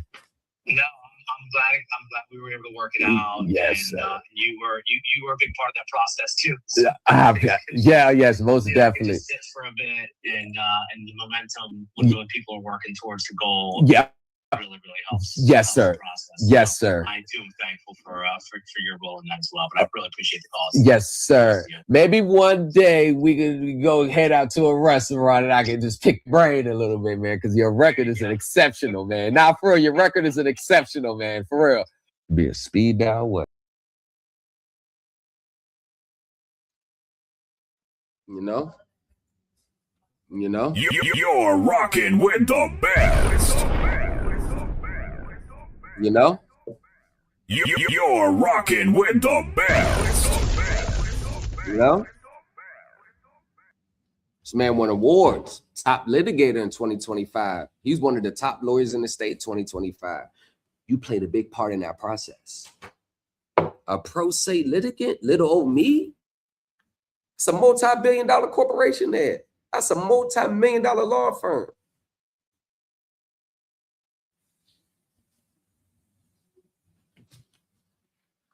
So there's no racial lines there with me. And we still talk to this day. We still text to this day. I sent him files. He was like, thank you, I'm gonna check it out. I send him some of the stuff I be teaching at Set U. The sources I, use for my curriculum at Set U, I be sending it to him. Like, yo, check this out, Mr. Gamble.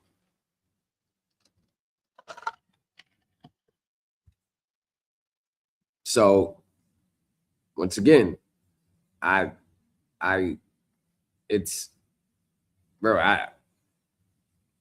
told myself that I was going to network with as many professionals as I can, because not only does that help me, it helps my students, it helps the culture, it helps all of us, because you can only go as far as your own understanding. You have to have that professional guidance, that professional with it, because I'm not too proud to say that their interpretation is superior than ours. So if I can pick their brain on their interpretations and all the things that they say, a lot of things that they say, I can break it down and mirror it and style my interpretation there. It puts us in the best situation. What we no process that's going to circumvent the application stage. If you go through application, doesn't work. They had a lot of people filling out applications, attaching that sovereign citizen crap to the applications, thinking that they were just going to get the money in their account, they buy the home clear and free, they don't owe nothing back. This is why a lot of them felt stupid. And guess what, y'all? Do you think they went for a modest couple $100,000 home? You think they started modest? No. Guess what they filled out? All multi-million-dollar mansions. See, that lets you know what's already in their mind. A process is the direct outward expression of a person's real intent. See, they really wanted that $1 million mansion, but they never filled out the application before. So as long as they heard that you don't have to pay for it, look at the greed come out in them. No process. What we go over in group is right has to look at these people. What he used was, you're going about it standard operating procedure. He said, whoever you got to doing this, he says, he must be on his game. He said, because he said, most attorneys that's got 10, 15 years of practice, he said, don't even understand this language. He said, they don't know nothing about this realm, this world. It's a foreign world to them. You're rocking with the best. You're rocking with the best. You're rocking with the best. They hate to hear it live. They hate to hear it live, y'all. They hate to sit around and hear it. Because unless you're trying to learn, there's people that's trying to learn objectively. They don't give a shit about this. They just trying to learn the right way. They're trying to further their advancement. Those people over here, I ain't talking about them. The other ones, they're gurus and they feel like it's a competition. And the other ones are the ones, they're not teachers, but they believe so totally different that they can't stand to see and hear statements like that coming from other professionals that's different from what they believe, or if they had a horrible experience. It's a, man, I had horrible experiences. How dare you? I don't want to hear that shit. I thought none of it worked. Because now they got to confront. Maybe it wasn't that none of it works. Maybe it's you that was the problem. Maybe it was your inner intent. Maybe it's you trying to look for shortcuts that was the problem. And people, they don't want to sit around and live and hear it. But they'll double back and watch after it's over. They don't want to hear none of this live. Not on this side. TikTok, y'all do a little better. Y'all a little better. But it's too much. It's like, shut up. That's basically saying. The paper trail. The reason that you're not able to access the information through our customer portal is because of the email that we or letter that we received from you. That was actually escalated to our compliance team. So whenever we have an issue or we're investigating something, we place everything on hold. That whoever you got to doing this, he says, he must be on his game. He said, because he said, most attorneys that's got 10, 15 years of practice, he said, don't even understand this language. He said, they don't know nothing about this realm, this world. It's a foreign world to the paper trail. 27 years at the SEC comes from the Morgan & Morgan family. He said, most attorneys don't even know this shit. 10, 15 years practice, most attorneys don't even know this shit.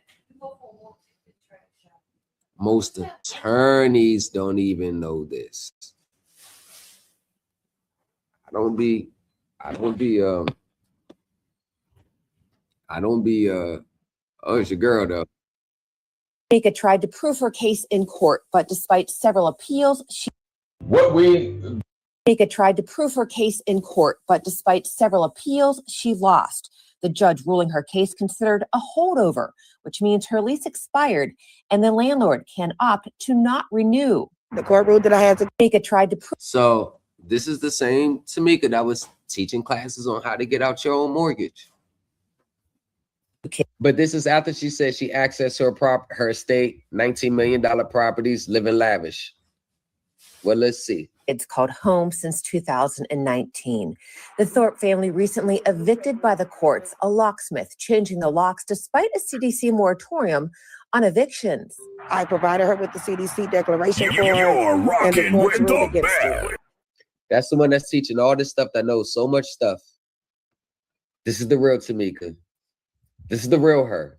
Tamika's trouble started when her lease expired December 1st and her landlord exercised her right to not renew. When I received the termination of lease, I still attempted to pay. Termination of lease? I thought you was teaching. I thought you was access your estate. Into the court date. I asked for an extension. I said, can we just work something out? It's in the middle of a pandemic. She said, I can't take any money from you because I'm taking you to court. But this is, see, but why didn't you discharge that? Why didn't you set that off? He said, nothing easy trying to break through a 100-year system of securitization. Absolutely not. Elites scared of losing their wealth and power to the poor started racism. I can give you that. The group is good for people who think they know everything. You'll see how much you don't know. That's a fact. That's a fact. When I first started, I was like, yo, I don't know shit. For real. I was like, oh, I see why these people always win. They know the game way. All right, man. This shit down here, this pro se space, this shit child's play. That's what I was like, nah, y'all. I told my son, now you're gonna step it up. You're going corporate. You're going up there. You're gonna learn what they know. You're gonna get as close as whoever you need to get close to, network who you ever need to network with. Ain't no goddamn way you about to go where they at, because they always seem to win. They always seems to win. They do processes so they don't have to use their money, but they don't really have no clear understanding of where the funds are going to come from to pay for the goods and services they want. See, they think they can tender worthless instruments, use a secret, non-existent treasury account, or funnel or leverage or convert contracts into assets with a treasury direct account solely just by sending it in and saying, credit my treasury direct account, thinking that a treasury direct account is established for everyone for the sole purpose of them having a social security card and a birth certificate. And then the sovereigns like to throw in this minor account, major account, hook the minor to the major. Okay. How's that worked out for the past 15 years? Also remember that whenever you can give clarity or wherever there can be clarity and a person refuses to give it and they make it complicated, it's because they're not being forthcoming. She privated her channel once I put her on Are You Afraid of the Dark? No, it means it's court, and both sides have to spin the best narrative. Also remember, this is where our motion for summary judgment is heard at this stage. So my motion to dismiss, we were ordered to. The IRS, they don't really skip the balls right here, processing stuff that you didn't have to report in the first place. But do you want to know why most people would still do it? Because in the back of their mind, in that little part of their brain, what they're really trying to do is get free shit out of it. So they're going to ignore anything IRS and y'all don't have to file that. Oh, well, I am because I want something free in return. Yeah, I see why they don't like me.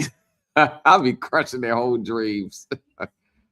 I'll be crushing their dreams, yo. They be so mad that they be so mad when I bring the reality. They be so mad. Like, I want to live in La La Land. So the students are putting all their faith in the teacher instead of just reading what the IRS says themselves. So they are part to blame in this. A lot of these students who claim they got scammed, no, they're not. That's not always the case. A lot of the students were victims of their own greed. Woo! Or victims of their own desperate situations. Woo! You didn't get scammed. He sold you a dream. You purchased the dream. Because anyone in their right mind would know that this had no chance of working. And I don't care what anyone said. Well, he said he got it. I don't give a fuck if Skip the Boss comes and say, well, I got it. I got it. Because I'm looking at the law, the court cases, the regulations, and the government has said, no, not this way. So they're not going to give it to you. And if you were successful, that means you did another way. You probably did it the correct. So this process, not what we do, which is the right way, they thinking that 1099 process is going to substitute hard work, substitute your income. So they all buy this belief because they don't qualify the normal way. So this dream of buying a home with a 1099 gives them justification, not going out increasing their earnings, not going out there being productive in life, not going out there doing what they have to do, saving their money to come with the down payment or whatever. It gives them an excuse. But when it doesn't work, they feel like they failed or it's not fair. So then they start this process. Why wouldn't these people just... So the fact that you feel, or I'm assuming that you feel that you don't have to have this because you're this special entity or whatever, the court does not recognize those claims. Therefore, the court is not going to accept the fact that the prosecuting attorney or the city attorney in this case does not want to go forward with it because they don't pretty much, I guess they don't want to take the time. I'm going to force this case to go either to trial or I'm going to force this case to go to a plea. You have your absolute right to a trial. You have a jury trial set for tomorrow. What we'll do before the end of the court today, we'll have a sidebar with the city attorney, or you can speak with the city attorney, Mr. Baughman, and you can go over that. And so the fact the judge is like, nah, prosecutor, I know y'all was like, man, we ain't gotta waste judicial resources. And the judge is like, no, you're going to be setting no. This is going to term because everybody be, oh, look, they dropped it. Nah. And I'm implying at all. I don't deny that I was not there in the interaction on, that day with the police officer. I'm not denying that at all. I was there and I am present now here as well. What I am saying is that there has been a misidentification between me and another party. I've been misidentified as a corporate fiction rather than a natural person. All right. So that's the same sovereign citizen stuff. Just doesn't, that's the same sovereign citizens argument in the court's eyes. And I'm implying at all. What it's really about is this essentially what I consider sovereign citizen stuff. Everybody else is taking deals for the same instance, and these sovereign citizens come in here and with no basis in the court's eyes, and they get to go off scot-free.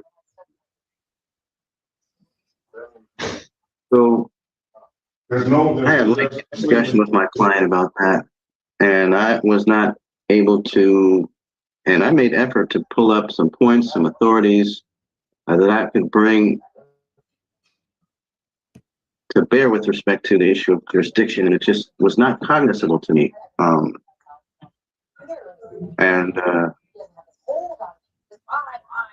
After having is real life is the living and breathing one, but the part that I want you to start to play is the straw man.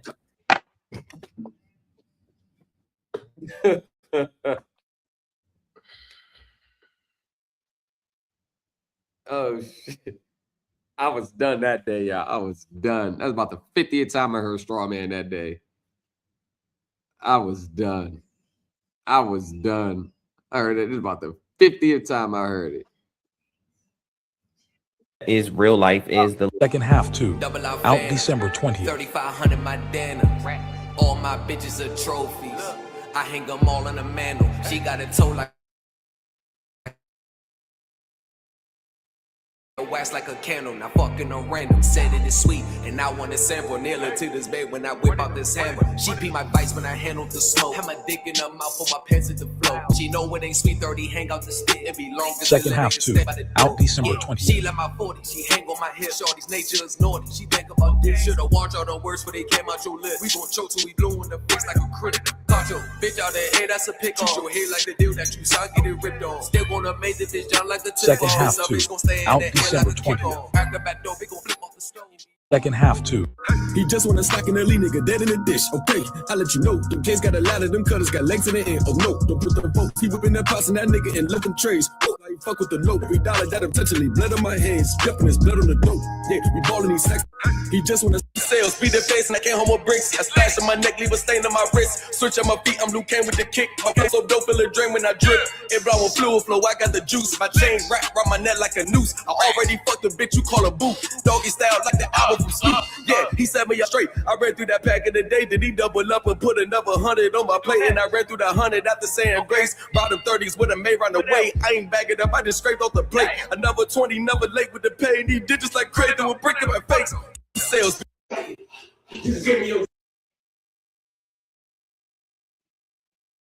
Told you. Where's it at? Audit on my. You got to go to court. This past November, but that's what the sovereign citizens think. Every bill is a check. Everything is an offer. Every bill is a contract. Told you that the single literal meanings of what they mean in everyday life. Nope, the sovereign citizen book. Now it means, oh, it's a check. Oh, it's really money. Oh, it's really credit because there's no negative sign there. Oh, it's really this. It's really that. That's all it takes. That's all it takes. That's all it takes. Is you get bit by the sovereign citizen. That's all it takes. You just start thinking illogically. Just start making yourself sound crazy. I told you. Everything he said, sovereign citizen. It's sovereign citizen. Through and through. Sovereign citizen. That's what they all think. All right. I have someone's bill right here. I'm helping them work on, but this is every time you get this is an offer to contract. So if you go back to the Bills of Exchange Act, when you're doing your action, you're doing your past November. What did I say? The normal meanings, they always got to mean something else. A birth certificate is now a birth certificate. It's not spelled B-I-R-T-H. It's spelled B-E-R-T-H. And the E stands for economically, which is sided with the sestiki. You see the sounding? Yeah. Oh, yeah. Oh, yeah. Sestiki trust. So when the birth, the E is activating the account. They use the numbers on your birth certificate, and that's the account number. Then your social is the routing, and then it goes through the Treasury direct account, and then it's going to fund, and it hooks up to that account with the Treasury. So every time you get the application now, the number of the application, they're already drawing the money plus the interest. But they're greedy, so they're tricking you into paying twice. No. That's how they be sounding when they be explaining it, bro. I be like, yo, who is believing that shit? Which is 99.99% of every class, webinar, process, document is to get goods and services of the United States without really paying for it. And in their everyday lives, They know it's not a reality. They know it's never happened. They know they can't do that, go to Best Buy with a tax form. They know they can't go to the store and do it. They know every day they step out in the world, they're paying with cash or credit. They know it. Their everyday lives is not reflective of what they're teaching. They know this already, but yet the idea of not paying the bill, the idea is keeping extra money in their pocket is what forces them to take the class. They take these courses on the idea of what it can be, not value, which is whatever's written. Figures and words says whatever you write on the bill, if there's a discrepancy between the number and the words, whatever the words are written is what's payable. Okay? So I was like, wow. So even if you put $10 on the check, let's say you write a check to somebody, you put $10, but you write $30, the check will pay. And this is, they think that's legal. They think they can legally do that without a legal justification. And this is what I mean about context. They don't have context or understanding. He is misinterpreting what it says.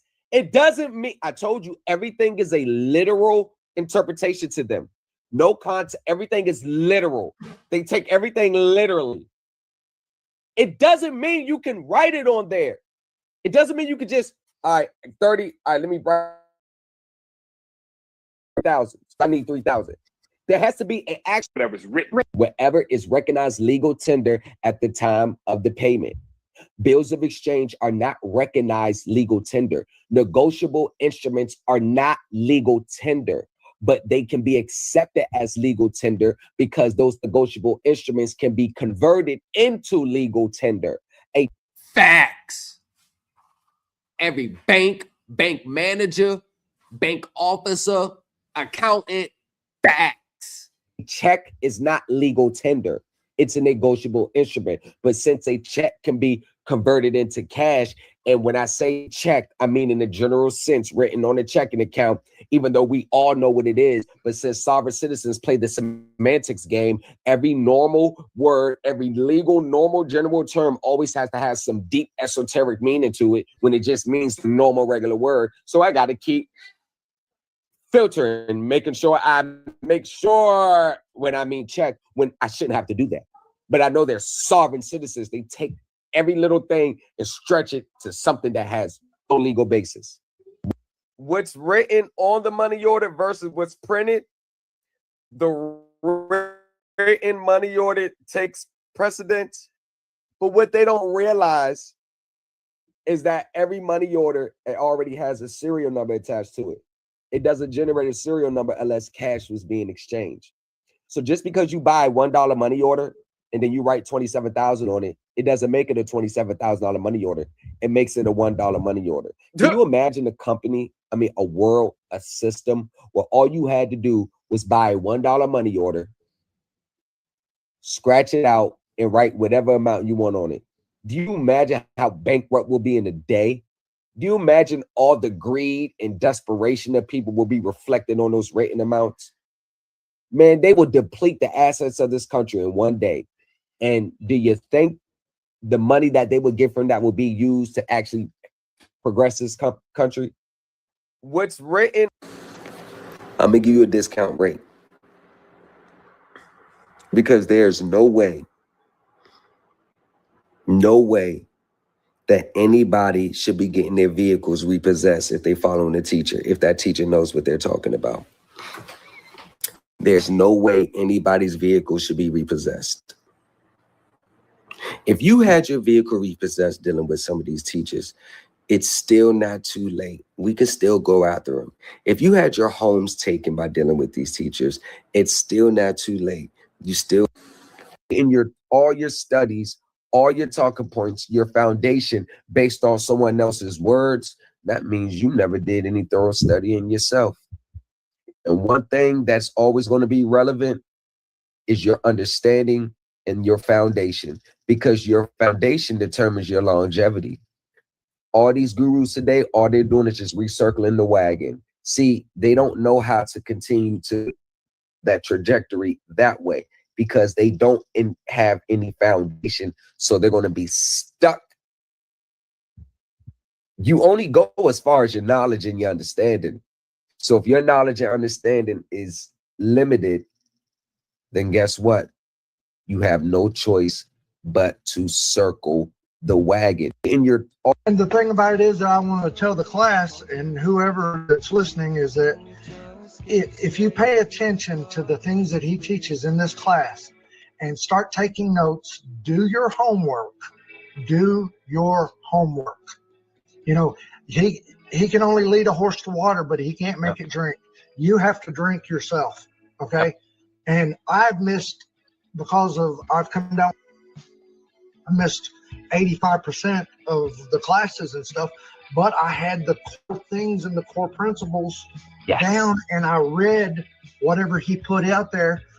I throw it on my iPad and just start scrolling and reading, and reading. And the thing about it, in between rounds, you know, life is crazy. There ain't no shaking. that the consumer credit. Yo,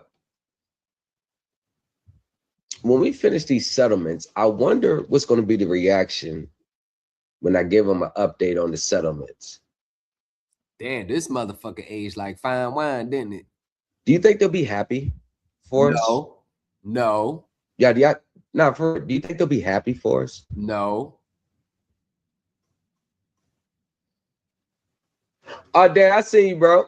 Appreciate you. Nah, they're always going to leave when you're telling the truth because they think like you're talking directly to them, but you're really not. They just fit the narrative. Oh, no, bro. 98% of people on TikTok will never get a remedy. Or you ain't got to worry about that. Shots fired. Only the 2% is ever going to get it. The sad part is the 98% don't even realize it yet. Yo, so your social security number ended up with your birth certificate. Everything is just trust law. Moving equity. Trust. All these trust law people, if all this was so goddamn true and it was just that simple, why is the poverty rate still what it is? I mean, people that are well off are not paying attention to that crap garbage. So the low-hanging fruit, why isn't the wealth gap closing? You got billions in your account. It should be reflected in the GDP. It should be rejected in the numbers. It should be rejected in the property being purchased by these people. But when you're dealing with people that actually knows the game and knows and can understand and can pick up and can point out inconsistencies on the fly, those are the people that gets banned from their lives. Because you're a threat to their money. Like, I swear to God, I don't have to tell you what you want to hear, but when you're dealing, according to your conversation, how's your loan evidence on the balance sheet, and what balance sheet did they have to use, and what line and what item is your loan accounted for on the balance sheet? Just off the top of your head. Just off the top of your head. How is your loan accounted for on the balance sheet, and what line, what schedule is used, and what line is it inputted on? How's your loan evidence on? You gotta know it off the top of your head. They know. Well, yeah. It just seems like an accounting error, but I mean, it's an assignment. So it seemed like he's saying, yeah, it seems legit. He said it's something that they teach in a highly advanced accounting classes. That's him letting his college professor look at one of my accounting documents. So he called me to tell him what the professor said. Yep. But accounting classes, highly advanced accounting class. In a highly advanced accounting, he said it's something that they teach in a highly advanced accounting classes. Yep. But he's talking about one of my documents. Well, yeah, it just seems like an accounting error. When you stop paying, make sure it's done the right way, and you can stand on it, and you get aggressive in your litigation. The reason that you're not able to access the information through our customer portal is because of the email that we or letter that we received from you. That was actually escalated to our compliance team. So whenever we have, an issue or we're investigating something, we place everything on hold. I fill it up with pack dough. Don't call my name while I'm whipping it, yeah, I be whipping it straight. Give me a plate, 1,000 grams, no cut, it's sent by that lake, 28 for the plate. A brick in the safe, the semis, the fully, and switch on the Drake. Blue diamonds, the rest don't switch out the fake. Off the ace out of spades, sit by that case, you ain't. Tori, I ain't lead you on the wrong path yet, have I? No, not at all. Not at all. And not only that, but I checked that with my securities attorney buddy, and he went over your brief, and he said, man, that's rock solid. There you go. That's the SEC attorney keep talking about. You're rocking with the best. That's it. You're rocking with the best. That's him. Told you. I ain't lead you around the wrong path yet, have I? No, not at all. Not at all. And not only that, but I checked that with my securities attorney buddy, and he went over your brief, and he said, man, that's rock solid. He said, I could have done a better job myself. Shit. You're rocking with the best. Man, I ain't look at these shorts in months. I done forgot what was said. God damn. How much they actually got. That's what you really owe. That is what notice is saying. That is the gist of it. And the lawyer has confirmed it.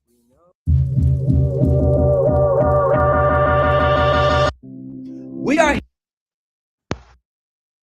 Want to know why? Because when they give you that check from the 1099B and you. However, a 1099A form is not a negotiable instrument. It's a IRS tax form that is required by the IRS. However, a 1099A form is not a negotiable instrument. However, a 1099A form is not a negotiable instrument. It's a IRS tax form that is required by the IRS to be filed after property used in a real estate loan has been foreclosed or abandoned. However, a 1099A form is... That's a lawyer. When we was going over Tori the other night, damn, our interpretations are the same. Because I was saying, he